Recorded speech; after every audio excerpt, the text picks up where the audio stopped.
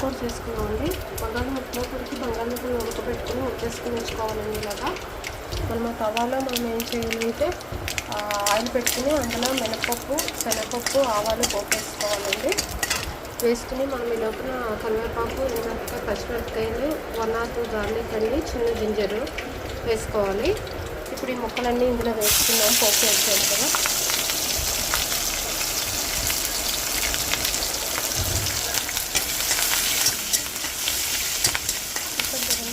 వేసింది ఏంటంటే ఇంట్లో మనం కరివేపాకు, ఎండుమిరపకాయ కూడా వేసుకున్నాం.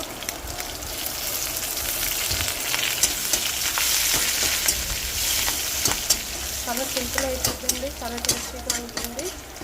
ట్రై చేయండి తప్పకుండా. గార్లిక్ వేగిన వాసన వస్తుంది కదండి. ఇప్పుడు మనం ఏం చేయాలంటే ఇందులో మనము బాయిల్ చేసుకుని పొటాటో పీసెస్ ఉన్నాయి కదా, అవి కూడా వేసుకోవాలి.